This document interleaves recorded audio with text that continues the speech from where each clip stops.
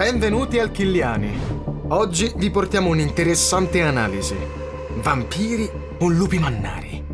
Il conflitto tra le due creature non nasce insieme ai rispettivi miti, ma è un'elaborazione tarda e moderna, sviluppatasi in particolare nel Novecento come allegoria politica e psicologica. Di questo vorrei scrivere oggi, in maniera divulgativa, quanto basta per incuriosire chi legge. Mi affiderò ai ricordi, a certe letture di diversi anni fa che mi sono rimaste impresse nella memoria. Nelle radici folcloristiche europee, il vampiro appartiene all'area balcanico orientale. È una figura legata alla paura di contagio, fisico e metafisico, e alla morte apparente. Il licantropo, invece, nasce nell'area nord europea e persino mediterranea. È un vivente mutaforma che incarna una bestialità fuori controllo. La prima figura è contraddistinta da un fascino seduttivo, certamente oscuro, mentre il mannaro è furore, istinto e regressione. In questo senso abitano un mondo simbolico differente. Il primo accostamento possibile avviene nell'Ottocento, quando scrittori come Polidori, Le Fanu e in seguito Stoker definiscono la figura del vampiro come un aristocratico decadente, emblema del potere e del privilegio, che tenta in ogni modo di preservare se stesso. Meno nobile, in termini letterari, è la figura del licantropo, che emerge nei racconti popolari e medici e può essere collegata al selvaggio o alla plebe. Il contrasto è ancora implicito e indiretto e si gioca su dicotomie quali raffinato primitivo e soprattutto cultura-natura.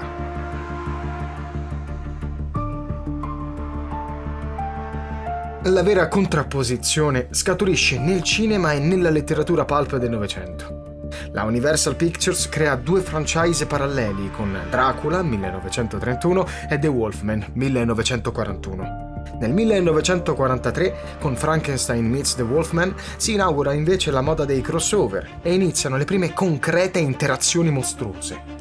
È però con Abbott and Costello Meet Frankenstein 1948 e con altri film Hammer degli anni 50 e 60 che vampiri e licantropi vengono presentati come fazioni in lotta.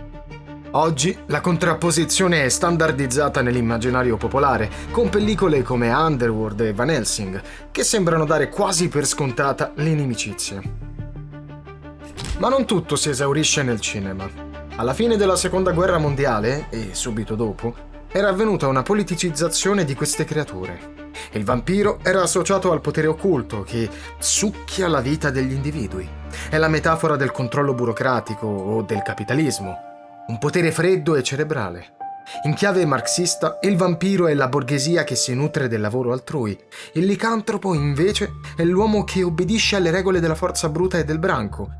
Nella cultura prima tedesca e poi americana, diventa metafora dei regimi totalitaristi fascista e soprattutto nazista.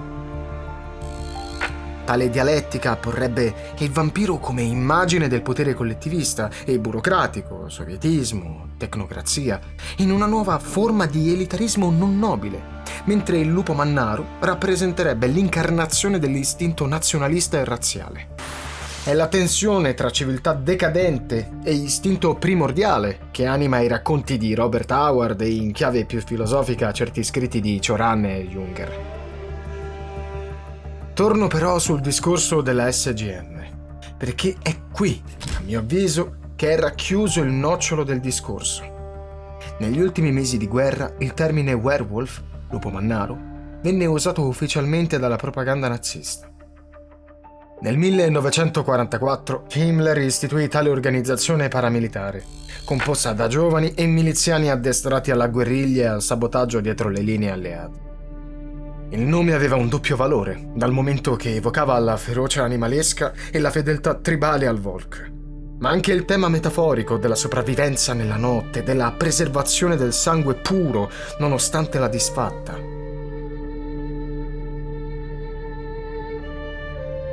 Goebbels lo trasformò in uno strumento psicologico, trasmettendo via radio proclami che esortavano i tedeschi a risorgere come lupi per continuare la guerra anche dopo la sconfitta.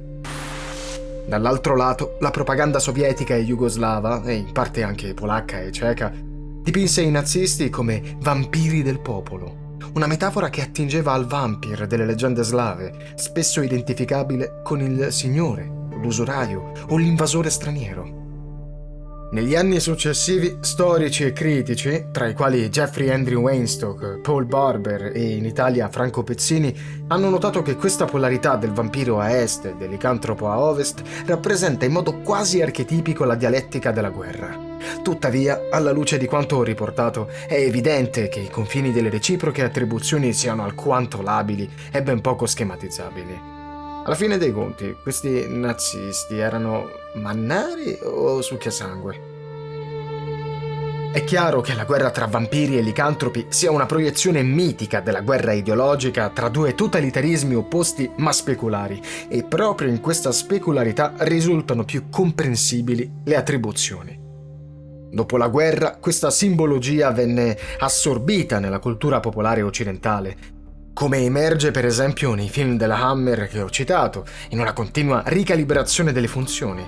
Prima emblemi morali contrapposti, poi scontro tra istinto e potere, libertà e dominio, carnalità e intelletto. A oggi prevale l'immagine del vampiro quale macchina sociale che divora e controlla, e del lupo mannaro come uomo naturale che rifiuta la civiltà ma finisce per autodistruggersi. In seno a queste figure, tuttavia, l'opposizione tra civiltà e barbarie, tra la naturalità e istinto, propone due polarità che, per un motivo o per un altro, sono entrambe negative.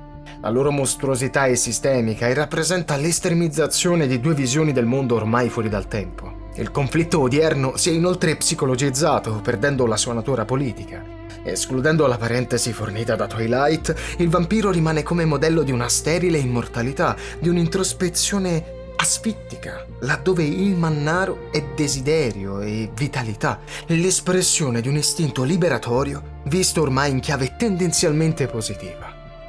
Un segno dei tempi, forse, che potrebbe rivitalizzare la contesa. Beyond Hall.